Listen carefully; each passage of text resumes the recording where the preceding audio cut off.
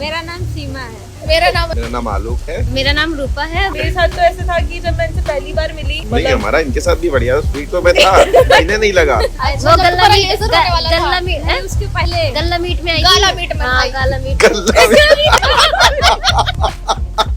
अभी प्रेजेंट में मेरा कोई नहीं है और ऐसा नहीं है कि फ्यूचर में कोई नहीं होगा, जरूर होगा। भैया ने अपने सवालों से बचते हुए माइक मेरी तरफ कर दिया।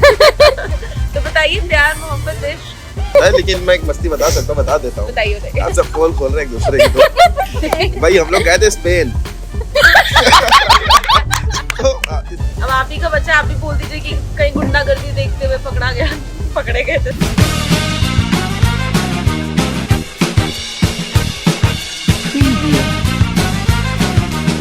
हेलो एवरीबॉडी, मेरा नाम तान्या है and we are back with the third episode of our podcast. And अगर जब मैं इस बारे में बात करूं तो this is one of my favourites, क्योंकि मैं जब भी दिल्ली आती हूँ मैं इस जगह ज़रूर आती हूँ और इन सबसे मिलती हूँ। वैसे मैं इनको अपना करीबी दोस्त बोल सकती हूँ because I really love them and हम काफ़ी सालों से जुड़े हुए हैं और मैं भी आप सबको इंट्रोड्यूस कराऊंगी।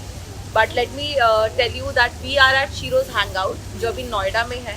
एंड आज के हमारे गेस्ट हैं सीमा दीदी, अंशु दीदी, आलोक सर एंड रूपा। तो कैसा लग रहा है आके? बहुत अच्छा लग रहा है। माइक ले लो। बहुत अच्छा लग रहा है यहाँ। ठंड बहुत लग रही ठंड लग रही है। है। आपकी दिल्ली की ठंड ने तो हालत खराब कर दी हमारी, इसको पकड़ना होगा क्योंकि हम मुंबई वाले वहाँ तो होती नहीं है ठंड और यहाँ पे आते ही बस मथुरा से थोड़े आगे पहुँचे और उसके बाद ठंडी हमारी छाती। तो मैं चाहूंगी कि आप सब प्लीज एक एक करके खुद को एक बार इंट्रोड्यूस करें हमारे ऑडियंस के लिए। वैसे तो सब आपको जानते ही हैं, आप सबको काफी फेमस हो आप लोग, बट एक बार फिर भी आप एक शॉर्ट इंट्रोडक्शन दीजिए। मेरा नाम सीमा है और मैं तो अभी शाम में ही काम कर रही हूँ। और पहले कुछ नहीं करती थी पर अब काम कर रहे हैं तो मेरे को बहुत अच्छा लगता है यहाँ पे काम करना और सबसे बातचीत करना। वैसे अगर आपने हमारी पहली वीडियो देखी होगी तो एक और ड्रास्टिक चेंज है सीमा दीदी में कि वो अब ज्यादा नहीं शर्माती हैं, बट पिछली बार तो हंसने के अलावा और कुछ नहीं कहा उन्होंने पूरे वीडियो में। अंशु दीदी, आपका इंट्रोडक्शन क्या जरूरत है? हेलो।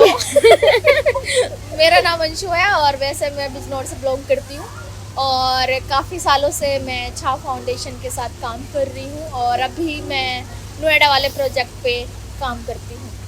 और मुझे अच्छा लग रहा है कि मैं तानिया टॉक शो पे बात कर रही हूँ और मैं काफ़ी अभी पिछला एपिसोड मैंने देखा था आपका तो काफ़ी अच्छा लगा था मुझे और मैं सोच रही थी कि मैं भी आपके साथ पॉडकास्ट करूँ और फाइनली ये मेरे लिए मतलब एक सरप्राइज टाइप का हो गया है कि मतलब आज फाइनली मुझे आपके साथ बात करने का मौका मिला। Thank you. ये बिल्कुल सरासर झूठ बोल रही हैं। मैं इनको 2 साल के लिए पॉडकास्ट के लिए अप्रोच कर रही हूँ और अब ये नहीं मानी तो मुझे मुंबई से आना पड़ा दिल्ली इनका पॉडकास्ट लेने के लिए। लाइव वीडियो इन्हें भी करना ही नहीं। कृपया करके इसको कट कर दिया जाए।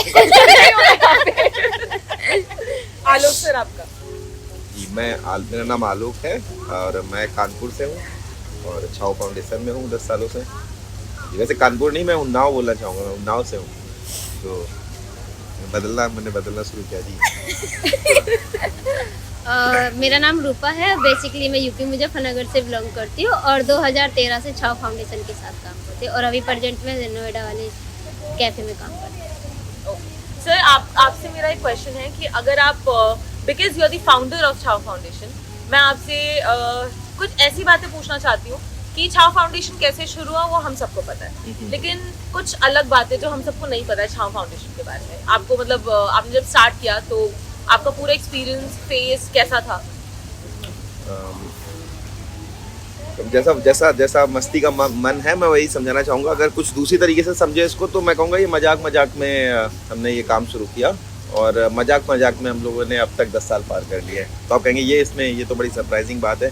वाकई मतलब कई बार दूर से लगता है ना कि हम लोग ऐसी कॉज पे काम कर रहे हैं और तो कैसे रहे ये साल या कैसे शुरू किया। तो बहुत छोटी शुरुआत रही, मतलब बहुत छोटी चीज़ ने शुरुआत की और मुझे लगता है कि जैसे हर एक चीज़ के साथ होता होगा जानकारी, तो मुझे भी एक जानकारी थी। मैं पत्रकार था, मुझे जानकारी में आया कि एसिड अटैक होते हैं और वो जानकारी मेरे शहर की वजह से भी थी क्योंकि हमारे शहर में कुछ ज़्यादा एसिड अटैक रिपोर्ट हो रहे थे। तो उस जानकारी की वजह से बस जब पत्रकारिता में रहा तो लिखना शुरू किया। फिर कुछ ऐसा रहा कि सबके साथ मिलने से भी एक एनर्जी मिलती है हम सबको। तो धीरे धीरे लोगों से मिलते मतलब हम लोगों ने छोटी सी एक मूवमेंट को, जिसमें पर्पस ये था कि इस इश्यू के बारे में बताया जाए, वहाँ से उसमें बदलाव लाया जाए, वहाँ तक की जर्नी अपने आप ही हुई है। तो मैं वही बोलूँगा कि बहुत ही मस्ती के साथ, बहुत ही सबके साथ एक मिल के हम लोगों ने ये काम कर लिया। तो यही है इसके खास, इसकी अलग पहलू इसका यही है, ये उतना टफ नहीं था। टफ नहीं था, बिल्कुल टफ नहीं था। तो क्योंकि हम सब जानते हैं कि शीरोज के अभी काफी सारे ब्रांचेस हैं, मैं चाहती हूँ आप में से कोई मुझे शीरोज के बारे में एक्सप्लेन करे। छाव फाउंडेशन के बारे में तो हमें पता ही है, और शीरोज के बारे में मैं आगरा वाले कैफ़े के बारे में बताऊंगी, क्योंकि मेरे लिए सबसे पहली जॉब भी वहीं से स्टार्ट हुई थी। मैंने लाइफ में कभी जॉब नहीं ट्राई किया था और कभी घर से बाहर भी नहीं निकली थी। तो 2013 में जब मैं छाव फाउंडेशन में जुड़ी थी, तो वो एक कैंपेन था स्टॉप एसिड अटैक्स नॉर्मल, और फिर उसके बाद आगरा वाला कैफ़े का स्टार्ट हुआ। तो मैं, आलोक भाई और हम रितु वगैरह सब लोग साथ में रहते थे। हम लोगों के लिए एक सरप्राइज़ था। तो जब हमने आगरा वाला कैफ़े देखा तो हम लोग सोचने लगे कि क्या होगा, ये क्या है, अब इसमें हम क्या करेंगे, क्योंकि मेरी पढ़ाई ज़्यादा नहीं हुई थी, मैं 8वीं पास थी, और 8वीं पास के बाद फिर ये अटैक हो गया तो कंटिन्यू पढ़ाई भी नहीं हो पाई, और 5 साल तक घर में ही रहती थी और फेस कवर करके रहती थी। तो बाहर की दुनिया कैसी होती है नहीं पता था। बट जब आगरा में पहली बार मतलब दिल्ली से आगरा गए, और वहाँ का ताजमहल हमेशा न्यूज़ में और टीवी में देखा करते थे, कभी सोचा नहीं था कि ऐसी जगह जाने का मौका भी मिलेगा। बट आगरा जैसे शहर में गए और वहाँ पे कैफ़े देखा, तो भैया ने बोला आज से आप लोगों को ये चलाना है। तो हम लोग सोचे कि कैसे होगा, कि नहीं आज से ये आपका ही है और आप लोगों को इसको देखना है।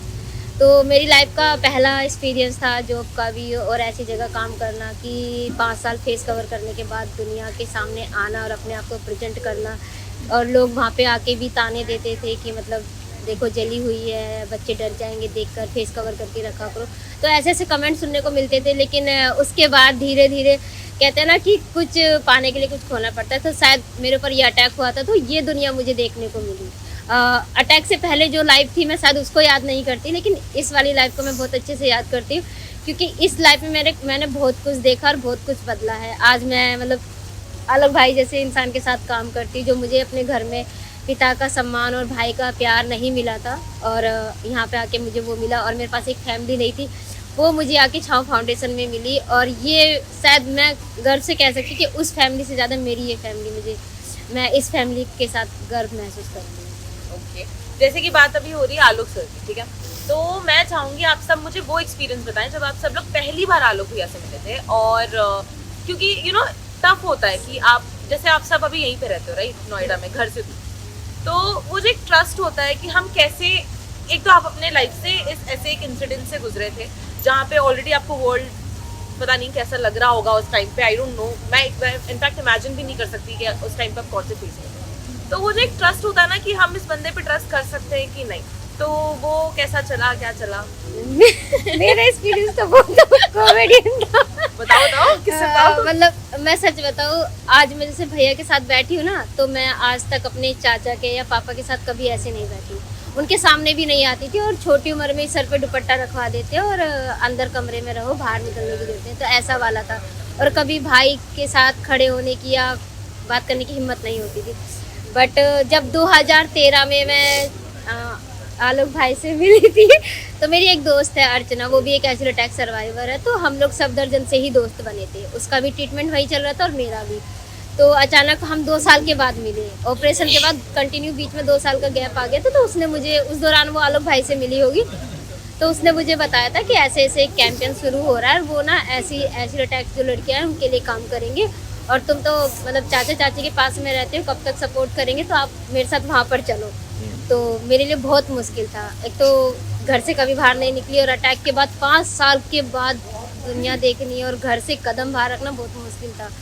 और खासकर लड़कों पे या जेंट्स से कैसे विश्वास करें, क्योंकि अपने घर में ही वो वाला व्यवहार था कि लड़के और लड़की में भेदभाव वाला, तो बहुत मुश्किल था। बट हिम्मत करके मेरे घर वालों ने मना कर दिया था कि नहीं जाना है, बट उसने मुझसे बोला था कि आप मेरे साथ चलो, मैं साथ में लेकर चलूँगी।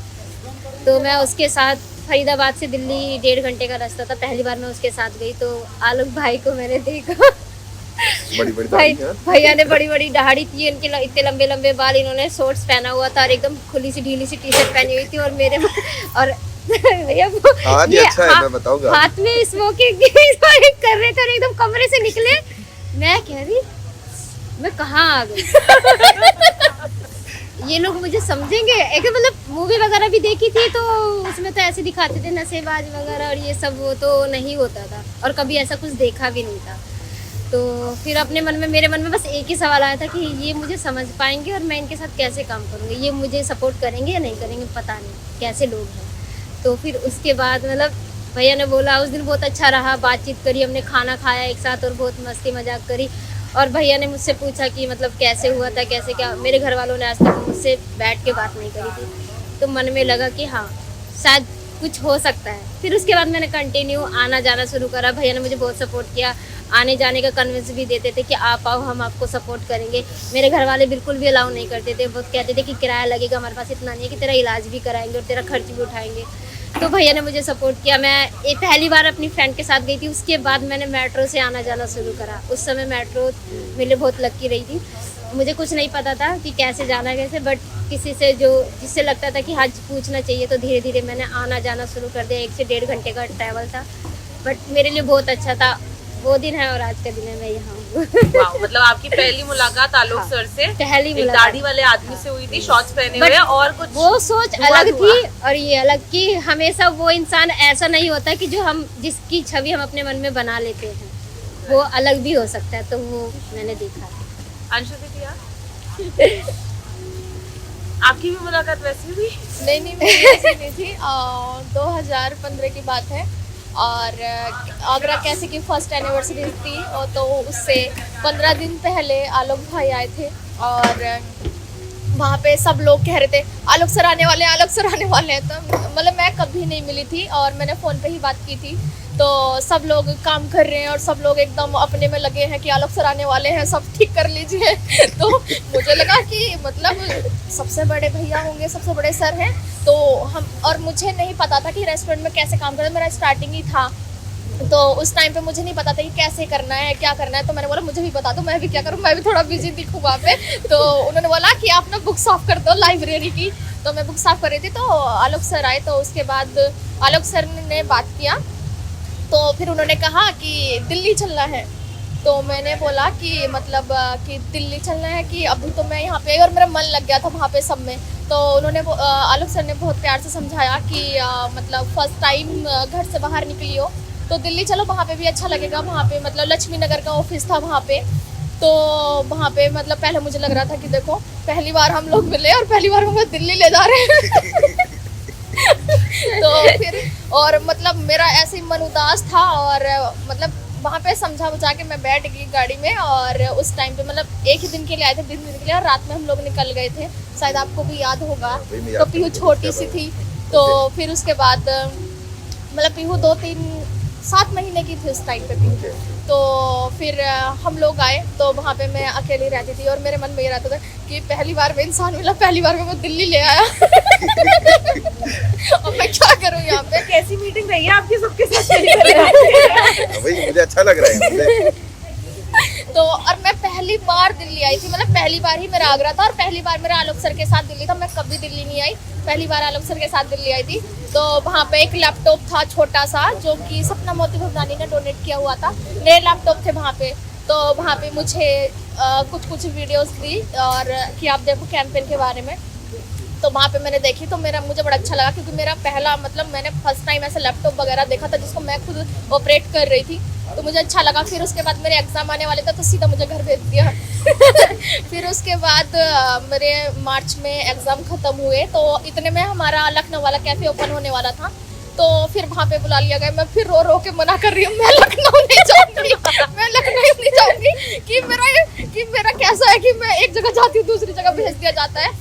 तो फिर उसके बाद मैं लखनऊ वाले कैफ़े में गई, तो वहाँ से मतलब सच में मेरी एक पहचान बनी। और मैं थैंक्स भी करती हूँ आलोक सर को कि वहाँ से अगर शायद वो मुझे दिल्ली ना लेके आते तो शायद मैं इतना कंफर्टेबल नहीं हो पाती और मैं एक सर्कल में रह जाती। तो वो मेरा फर्स्ट टाइम था कि मैं दिल्ली आई, दिल्ली से फिर घर गई, एग्ज़ाम दिए, और एग्ज़ाम में भी मन नहीं लग रहा था कि मुझे दिल्ली वापस जाना है। तो फिर उसके बाद मतलब मैंने 12th किया और मैं लखनऊ गई।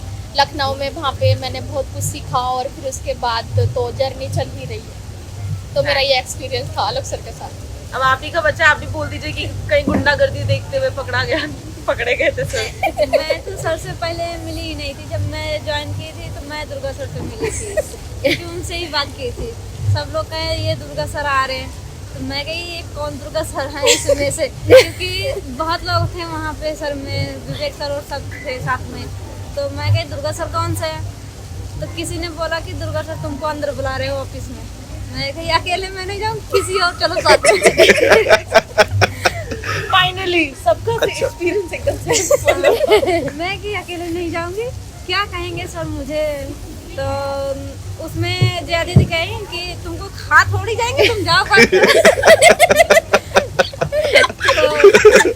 फिर मैं कही कि खा नहीं जाएंगे दीदी, लेकिन चलो तो साथ में डर लगता है। मैं किसी से मिली नहीं हूँ, अब बड़े सर हैं तो बड़े सर से कैसे मैं बात कर रही हूँ अकेले में। तो दुर्गा सर कहें कि सीमा आ जाइए, मैं खा नहीं जाऊंगा। मतलब ये आपकी बात कर रही मेरी बात नहीं करी है, वो मेरी बात पूछ रही है वैसे कि हमारे से कब आपकी मीटिंग हुई थी और क्या अनुभव था। मतलब सर से मिलना, मैं तो नोएडा में मिली थी, यहाँ सर से नोएडा में मिली और वही बोलती मैं नहीं जाऊंगी, मुझे जबरदस्ती लेके आए। नहीं, वहाँ उससे मिले पहले थे, सासा क्या ने कहते हैं, जो सासा भैया के यहाँ एक इवेंट था पहले शुरू में। वो गल्ला मीट नहीं, उसके पहले गल्ला मीट में आई गाला मीट में आई। गाला मीट गल्ला भी नहीं है वो, जो भी था भैया गल्ला मंडी बना दिया हमें। तो बेसिकली हम ऐसे कह सकते हैं कि आप तीनों की कॉन्फिडेंस का थोड़ा बहुत श्रेय सर को जाता है। थोड़ा नहीं पूरा जाता पूरा, क्योंकि भाई हमारे लिए तो पहले कहते हैं ना घर बनाते हैं तो जो पहली ईंट रखी जाती है हमारे लिए तो वो है छोटे से लेके बेसिकली सिर्फ इन्हीं तीनों के नहीं, इनफैक्ट मेरे अंदर भी अभी तक जितना भी कॉन्फिडेंस आया है उसमें से कम 75 पूरा % श्रेय मैं आपको देना चाहूंगी। सही है। क्योंकि मेरे साथ तो ऐसे था कि जब मैं इनसे पहली बार मिली तो मैं अपने किसी प्रोजेक्ट के थ्रू मिली थी एंड मुझे ऐसा लगा वाह कितने स्वीट इंसान है। मेरा एकदम अलग था, ठीक है, नहीं हमारा इनके साथ भी बढ़िया स्वीट तो मैं था, इन्हें नहीं लगा। मतलब वो है ना, एक क्या हमारी परवरिश के ऊपर भी डिपेंड करता ना। तो हमारी परवरिश वैसी रही, बहुत गांव से बिलोंग करना और पापा के सामने नहीं आना, अंदर घर में रहना, घर के काम करना, गेट से बाहर नहीं जाना। और एक तो ये भी होता है कि था। समझने में भी मतलब एक पहली मुलाकात में इंसान की जो छवि हम लोग बना लेते हैं ना, तो हमें नहीं पता अभी कोई पर्सन है और हम उससे सडनली मिल रहे हैं तो हमें नहीं पता कि उसकी क्या क्वालिटी है, वो क्या करता होगा और उसका नेचर कैसा है। हमें पता तब चलता है जब हम उसका अनुभव करते हैं, हमसे बातचीत करके हमें पता चलता है। और फिर वो तनिया आपने वाकई बहुत आसान कर दिया मुझे, मतलब मैं ये सवाल पूछना चाहिए मेरे ख्याल से। ये सवाल मतलब किसी ने पूछा भी नहीं था ना इस तरह से कि कैसा लगा पहली बार का अनुभव। पहले तो सब आपसे डर गए थे। नहीं अब रूपा जब डर रही थी मैं खुद ये सोच रहा था मन में, क्योंकि मैं भी आपको बताऊं मेरा भी एक ट्रांसफॉर्मेशन इस पूरे टाइम में हुआ है कि शायद रूपा आप महसूस भी करती होंगी मेरे ख्याल से, क्योंकि जब ये आई थी और तब मेरी भी तो जर्नी पहले, मतलब मेरी भी एक स्टॉप एसिडिटाइज के साथ मेरी व्यक्तिगत जर्नी भी स्टार्ट हुई देखा जाए। क्योंकि इसके पहले मैं एक जर्नलिस्ट था, एक आम आदमी होते ना, आपकी सोच बदलने के लिए कोई कारण नहीं है आपके पास। तो जब ऑर्गेनाइजेशन के साथ काम करना शुरू किया तो वो अपनी सोच भी बदलती है, क्योंकि आप उस तरह की सोच के अराउंड ही रहते हो, आप वैसे ही डिस्कशन सुनते हो। तो जैसे आपने बताया कि आप लोग कभी अपने घर में बड़ों के साथ नहीं बैठते। हमारे यहाँ यूपी का कल्चर है कि यूपी से है कि हम लोग लड़कियां मतलब सबके बीच नहीं बैठती हैं, तो उन्हें डर लगता है, उन्हें बड़े लोगों को देख के उनसे कैसे बात करेंगे इसका डर लगता है। पर मेरे साथ हम लोग के लड़कों के साथ ये प्रॉब्लम है कि उनको लड़कियों से बात करना नहीं आता है। हाँ, मतलब मेरी कोई बहन नहीं है घर में, तो छोटा भाई है, तो घर का ऐसा माहौल नहीं था हमारे यहाँ। मैं भी जैसे स्कूलिंग में हमारा ऐसा था कि वहाँ लड़कियों से बात नहीं की जाती थी स्कूल में। हाँ, मैं विद्या मंदिर सेटअप में पढ़ा हूँ, जो लोग पढ़े होंगे तो उनको पता होगा।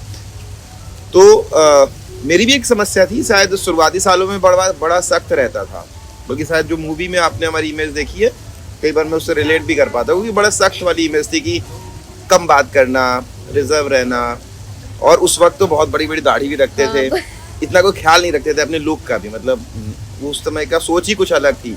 बड़े बाल, बड़ी दाढ़ी, बहुत बिखरे से रहना। और तो मैं आज भी मैंने रिविजिट किया पीछे जाके, तो मुझे भी लगा कि मैं खुद भी कई बार ये सोचता था कि लोग कैसे भरोसा कर लेते हैं। इवन आपका भरोसा, आपके पेरेंट्स का भरोसा। उन्होंने बहुत बड़ी दाढ़ी रखी ताकि थोड़ा बड़े दिखे क्योंकि उस वक्त हम 25 साल के थे और ये काम करने के लिए थोड़ा आपकी एज थोड़ी ज़्यादा दिखनी चाहिए। तो बेसिकली उस वक्त तो मुझे नहीं पता कि पेरेंट्स ने कैसे बिलीव किया होगा, पर मुझे वाकई उनका हमेशा थैंक्स रहता है। सभी टीम मेंबर्स का थैंक्स महसूस करते हैं कि वो बिलीव तो किया उन्होंने, क्योंकि मैं जैसा लग रहा था देखने में उस वक्त, मुझे नहीं लगता है कि कोई जल्दी मतलब लोग डर ही जाएंगे। तो पहला अनुभव अगर डरा दिया हो तो कोई बड़ी बात नहीं है, क्योंकि मैंने भी उसको ठीक किया भी समय के साथ। और शायद 2015-16 आते आते मैं बहुत फ्रेंडली हो गया। मतलब एक वक्त था जब मेरा कम्युनिकेशन किसी के थ्रू चलता था कि आप उनसे बोल दीजिएगा या आप रूपा से बोल दीजिए। तो धीरे धीरे वो 3-4-5 सालों में मेरी भी जर्नी में चेंज आया और अब मैं सबका बहुत अच्छा दोस्त हूँ। मतलब ये आप इनसे अलग भी पूछ सकते हैं कि ये लोग अपनी लाइफ के बारे में, रिलेशनशिप्स के बारे में, कोई छोटी मोटी प्रॉब्लम है जो कहीं शायद मुश्किल होगा कहना, वो आराम से कह पाते हैं। तो मेरी भी जर्नी यहीं से स्टार्ट हुई थी। तो मैं अच्छा कि आपने भरोसा किया, उसमें छोड़ के चले नहीं गए। क्योंकि अब इतनी प्यार मोहब्बत की बातें हो ही रही हैं, तो कृपया कर मुझे ये बताइए कौन कौन प्यार में है? सीमा सीमा दी जल्दी नाम पता सब कुछ सब बताइए। पता नहीं बताया कि रिश्ते तोड़वाने वाले बहुत बैठे हैं। पॉडकास्ट देख के क्या पता इनका रिश्ता तोड़वा दे, बेचारी कहेगी अच्छा पॉडकास्ट किया मैं तो। नाम वगैरह कुछ मत लीजिए, बस मुझे अपनी प्रेम कहानी के बारे में बताइए। प्रेम कहानी का मतलब मैं इंस्टाग्राम से उनसे मिली। मतलब कई सालों से वो, जब से मैं मोबाइल ली थी तब से वो मैसेज कर रहे थे मुझे, तो मैं रिप्लाई नहीं देती थी। और एक बार ऐसा था कि मैं घर पे गई, रक्षाबंधन का समय था, तो मेरी जो भाभी की लड़की है उन्होंने मतलब मोबाइल चला रहे थे और उनसे मोबाइल छीना तो उनकी आईडी खुल गई और उसी पे उसकी ज़बरदस्ती में मतलब क्लिक हो गया, तो वीडियो कॉल हो गया, वो उठा लिए। मैं अपना फेस पीछे कर ली और मैंने उसको, अपने भाभी की लड़की को डांटा, कहा कि फ़ोन काट, तो उसने फ़ोन काट दिया। फिर बाद में उन्होंने मैसेज किया कि इतने साल में एक बार वीडियो कॉल किया, फिर फेस पीछे कर लिया, क्यों? फेस से मुझे नहीं मतलब है, आप बात करो मेरे से। मैसेज मतलब वॉइस रिकॉर्डिंग किया, तो मैंने फिर वॉइस रिकॉर्डिंग करके किया कि मैं आपको जानती नहीं, आपको पहचानती नहीं, कैसे मैं आपसे बात करूं। पहले डांट दिया था मैंने, गाली दे दिया उनको वॉइस रिकॉर्डिंग में। कौन सी गाली दी थी? हम बीप कर देंगे ना गाली को। हाँ बताइए कौन सी गाली दी थी? कुत्ता बोला होगा ना? नहीं, मैंने कहा तुम्हारी माँ बहन नहीं है। अभी उन्हीं की माँ बहन से आपको जाके डील करना है। कितने साल का रिश्ता है दीदी? मेरा 1.5 साल हो गया। 1.5 साल? बाप रे। ओके, ज्यादा लग रहा है इतना नहीं। नहीं चलता आज की जनरेशन में। हाँ, 1.5 साल बहुत कठिन हो गया है। आजकल के नहीं चलते इतने टाइम। और फिर पर ऐसा नहीं है, चलाने वाले चलाते भी हैं। नहीं मिलता ना ऐसा कुछ। ये अपने दुख शेयर कर रही है। आप बताइए शादी कब कर दी? अभी तो शादी कैंसिल कर लिया मैंने, आगे का कर लिया, क्योंकि Postpone मेरा कर दिया। सर्जरी होने वाला है। ओके। तो मेरे सर का ही होने वाला है, तो फिर उसके लिए बाल भी मेरे कट जाएंगे और मैं एकदम टकली से तो क्या हुआ? इसलिए मैं शादी के लिए अभी आगे कर दिया। और वो कह रहे हैं कि अगर तुझे ऐसे नहीं करना शादी तो कोर्ट मैरिज कर लेते हैं, और जब कब उसे तेरे बाल आ जाएंगे तो घर पे कब उससे फंक्शन कर लेंगे कोई सा। तो मैं कहीं अभी नहीं करूँगी। मतलब आपका प्यार मोहब्बत बहुत अच्छा चल रहा है? अच्छा, इन लोगों से पूछिए। बताइए नहीं, थोड़ा बहुत कितना अच्छा चल रहा है। अच्छा चल रहा है। सर्जरी होती है तो भाई, है ना? हाँ, बहुत अच्छा। जब इनकी बताइए। सर्जरी मेरी सर्जरी में तो कोई नहीं आया, मेरा प्यार मोहब्बत वाला है। जब इनकी सर्जरी हुई थी तो मतलब इनका बॉयफ्रेंड जो है इनकी केयर कर रहा था, इनके पेरेंट्स नहीं आए हुए थे, तो हम लोग हम लोगों का एक बाड़ मिला हुआ, तो हम लोग अलग ही टिप्पणियां कर रहे होते कि तो हमारे भी होते तो हम भी ऐसी बालों में सलवा रहे होते। तो मतलब अभी प्रेजेंट में मेरा कोई नहीं है, और ऐसा नहीं है कि फ्यूचर में कोई नहीं होगा, जरूर होगा। और अभी तो चल रहा है जैसे चल रहा है, और मतलब हम लोगों को दिल मिला है प्यार करने के लिए, और आगे देखते हैं क्या होता है। तो अभी तक आपको प्यार नहीं हुआ है कभी? नहीं हुआ है ना, कितनी बार हुआ है। कितनी बार? अरे मेरा ना रिलेशन टिक नहीं पाता है एक्चुअली। क्या है ना कि मैं जैसा चाहती हूँ वैसा नहीं मिलता है, तो मतलब मेरा नहीं टिक पाता है। तो पहले फिल्टर नहीं करती जो लड़का आता है छठ की ये वाली मैच कर रही नहीं है मतलब मेरा ऐसा नहीं है कि मतलब लड़का मेरे को लड़का लड़की दोनों ही चलते हैं, तो मतलब मेरा ऐसा कुछ है नहीं, तो मतलब मुझे मेरी चॉइस के लोग नहीं मिलते हैं। सही है। मुझे रिजेक्ट कर दिया गया है फिलहाल। भैया देखो, चलिए आपकी बारी। क्या सवाल क्या है? भैया ये प्यार मोहब्बत हाँ बहुत अच्छी चीज है। नहीं बिल्कुल बिल्कुल, जैसे अंशु वाला दर्द अपना मेरा भी अपना है। सब अपना हाँ अपना बता रहे हैं हम, बिल्कुल अंशु की आपका दर्द उधार ले रहे हैं थोड़ा। तो यही है। नहीं मैं तैयारी कर रहा हूँ, देखिए मैं मतलब ठीक होने लगा हूँ, बाल दाढ़ी आज थोड़ा बड़ी है मेरी, लेकिन अब मैं काफी टिप टॉप रहने लगा हूँ पहले से। तो कोई पसंद करे तो अगर मना किसी नहीं को भी करेंगे हम। पसंद आ रहे हैं सर तो प्लीज मुझे मैसेज कर बस दीजिए, एक मैं बार- ऑन दी स्पॉट नंबर दे दूँ। आज से इंस्टाग्राम पे मैसेज एक बिटिया है तो थोड़ा चार्ज कम लगता है, इसलिए मैं थोड़ा अंदर ही अंदर जो है खुश रहता हूँ। आपकी बेटियां इनफैक्ट मैं बता रही हूँ आपको इनसे प्यार होना उनसे जरूर होगा। शी सो क्यूट, कहाँ है तू? क्या गई? कहीं गई नहीं पास्ता खा रही, पास्ता पार्टी चल रही है उनकी। भैया ने अपने सवालों से बचते हुए माइक मेरी तरफ कर दिया। तो बताइए प्यार मोहब्बत इश्क कैसे अब बताऊं? आप भी मेरा उधार मत नहीं, लेना। मैं सच बताऊं, मैं प्यार व्यार पे विश्वास नहीं करती थी, लेकिन 2016 में मेरी लाइफ में एक लड़का भी आया था और मेरा 6 से 7 साल का रिलेशन भी है। और मतलब लड़ाई झगड़ा मेरा कंटिन्यू होता है, हालांकि मतलब आगे लाइफ में नहीं एक साथ रह सकते, बट मेरा रिलेशनशिप बहुत अच्छा था और हर मुसीबत में दुख सुख में मेरा साथ भी देता है। मैं कभी भी अगर शायद वही इंसान लाइफ में ऐसा है कि मेरी फैमिली से अलग जाके वो मेरा साथ खड़ा रहता है कभी भी, एनी टाइम, एनी 24 घंटे।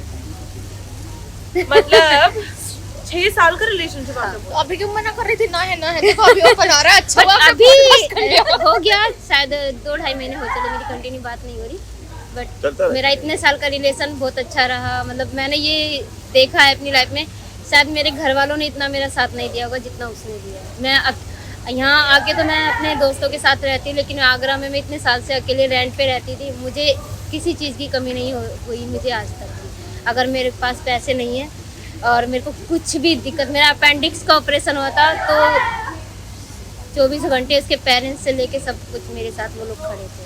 वेरी नाइस यार, सबको प्यार मिलता है। वेरी नाइस, मुझे भी शायद करे कभी। और ऊपर जी से संपर्क है। तो अंशु दीदी जब लड़के जाते हैं तो डील कैसे करते कुछ नहीं, जा रहे जाओ। हैं? दुख दर्द कुछ नहीं होता। कुछ नहीं होता। नहीं, पार्टी ऐसा कर नहीं है। देती हूँ। अब अंशु जी बताना नहीं चाह रही, वो नहीं, बात आप अलग लोग मुझे है। बताइए कितनी बार आके बताना बोलिए नहीं चाह रही, वो सामने। बात अलग है। लेकिन क्या अंदर ही होता है ना, अंदर थोड़ा सा मतलब दिल तो रोता ही है। अब थोड़ा तो मतलब किसी को टाइम देते हैं, किसी को अपनी फीलिंग शेयर करते हैं, थोड़ा तो हर्ट होता है जा रहे हैं। लेकिन वही है ना कि इतनी सारी दुनिया, एक जाएगा दूसरा आएगा, कोई तो समझेगा ही। और जिस मतलब जो चला गया शायद उसको मेरी कदर नहीं थी, मतलब ये सोच के नहीं कि मतलब मैं ऐसी हूँ इसलिए मुझे पसंद नहीं किया, शायद मेरे साथ ऐसा किया। मैं अपने आप को कभी दोस्त नहीं देती हूँ। Obviously हम best मुझे ऐसा लगता है कि शायद वो मुझे डिजर्व नहीं करता था, इसलिए वो चला गया। तो इसलिए अब देखो जो मुझे डिजर्व करेगा वो एक उसको वर्ड मिलेगा। आप अपने सारे एक्स बॉयफ्रेंड्स को देना चाहें, कोई एक word, कोई एक गाली या फिर गाली नहीं है। नहीं मतलब मतलब मैसेज कुछ मैसेज उन लोगों के लिए मतलब मेरे पास कुछ नहीं है कहने के लिए, और मतलब जो हुआ अच्छा हुआ और जो आगे होगा वो भी अच्छा ही होगा। और ऐसा नहीं है कि सिंगल आए तो सिंगल जाके डबल होके जाएंगे और देखने वाले देखते रह जाएंगे। आप में से सबसे ज्यादा मस्तीखोर इंसान कौन? क्या हुआ? सबसे ज्यादा मस्तीखोर इधर ही भूली मैं गई। ही हूँ। तो आप मुझे एक इनके बारे में कोई एक ऐसा वो बताइए जब इन्होंने अभी तक की सबसे बड़ी मस्ती की और आपको गुस्सा आया। गुस्सा आया? नहीं गुस्सा तो नहीं आता है, लेकिन मैं एक मस्ती बता सकता हूँ, बता देता हूँ। बताइए बताइए। आप सब पोल खोल रहे हैं एक दूसरे की। तो भाई हम लोग गए थे स्पेन। तो इस अंशु के साथ में गई थी। जो कुछ हुआ वो मैं नहीं बता रहा, शॉर्ट में बता रहा हूँ, बस बिल्कुल शॉर्ट में। लौट के आए तो हम लोगों ने बातचीत की, किसने क्या किया, कितना फन किया। तो अंशु ने बताया कि बस मैंने केवल पहले दिन पानी पिया था बस। 10 दिन की ट्रिप थी हम लोग की। पहले दिन के बाद जब अंशु को रियलाइज हो गया कि यहाँ पानी पीने का क्या फायदा है, फिर अंशु ने पानी पीना बंद कर दिया। सच है। फिर वहाँ मेरा नाम करोड़ हो और गया। फिर अंशु का नाम वहाँ पे फेमस हो गया। अभी भी हम लोग इस बार दोबारा गए थे तो लोग अंशु को पूछ रहे थे। वो बहुत बड़े पियक्कड़ को हम लोग वहाँ स्पेनिश में बोलते बोराचूसा। हैं बोराचूसा, तो वो पूछ रहे थे अंशु बिग बोराचूसा, बिग बोराचूसा। अच्छा मतलब पियक्कड़ को बोराचूसा शायद उनके अपने लैंग्वेज में बोलते होंगे, तो स्पेनिश में वो लोग ऐसे बोलते हैं। ये स्पेनिश है या बास्क में शायद बोलते होंगे। तो मतलब यही है अंशु का। तो मतलब अंशु के साथ मुझे बहुत अच्छा लगता है। अंशु फुल मस्ती में रहती है और मैंने बताया ना कि मतलब ये दूसरी जर्नी मेरी लाइफ का दूसरा फेज भी मैंने देखा कि हमने बहुत मजे किए हैं। और आए दिन मतलब मेरा तो वैसे भी या तो ऑफिस में होते हैं तब काम होता है, अदरवाइज फिर बाकी वक्त तो हम लोग हंसी मजाक ही करते हैं। मेरा काम ही यही है। तो हम लोग मस्त मैं कई बार बोलता भी मेरा काम बड़ा अच्छा है, वैसे देखा जाए मेरा काम ही है सबसे बात करना, उनको खुश रखना, प्रॉब्लम्स जानना, हंसी मजाक करना। धीरे धीरे करके वो बाकी कामों से थोड़ा थोड़ा राहत मिली है। ये काम कोई नहीं ले पाया अभी तक, तो यही काम हमारे हैं, तो अच्छा लगता है। तो मैं ना हर पॉडकास्ट में यार मुझे तो ये बातें खत्म करने का बिल्कुल भी मन नहीं कर रहा, क्योंकि सूरज देवता हम पे थोड़ा वो नहीं कर रहे हैं, क्या कहते हो, मेहरबानी नहीं कर रहे हैं। तो फिर हमें ये बातचीत यहाँ पे थोड़ी रोकनी पड़ेगी, बट डेफिनेटली आगे जाके will have so many podcast with them because I love coming. तो मैं ना हर पॉडकास्ट सेंड करते टाइम एक ही क्वेश्चन पूछती हूँ कि आप सबको ये पॉडकास्ट कैसा लगा? बहुत अच्छा लगा।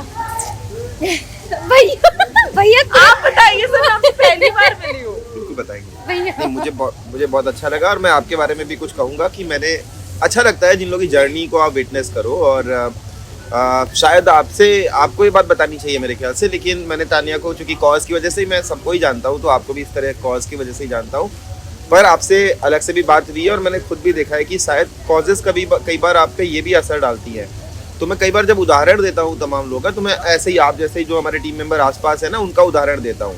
आप तो बहुत दूर रहती है कि कई बार क्या होता है हम कहीं भी इन्वॉल्व होते हैं तो हमारा अपना भी ग्रोथ होता है। तो आपके बहाने में ये बात भी कहना चाहता हूँ कि शायद आप इस कॉज से जुड़ी हैं और छोटी छोटी चीज़ों पर ध्यान रखती हैं। आप पहले से सबको जानती हैं और आपको मैंने खुद ग्रो होते हुए देखा और बहुत अच्छा लगता है। बेस्ट विशेष आपका जो लास्ट हमने देखा था पॉडकास्ट, वो बहुत ही अच्छा था और कमाल का कॉन्फिडेंस है आपका और बहुत अच्छा पॉडकास्ट लेती हैं। तो मुझे बहुत अच्छा लगा आपसे मिलके, क्योंकि ये मिलना बहुत दिनों से पेंडिंग था और ये पॉडकास्ट बहुत अच्छा, शायद समय नहीं है, कभी और अच्छे से किया जाएगा। सो आई एम रियली ग्लैड अगर आप अभी इतना तक अगर ये कंटेंट देख रहे हैं तो ऑब्वियसली आपको पसंद आया होगा। And definitely please do come here and visit this cafe anywhere in India, not all over India but काफी प्लेसेस पे है।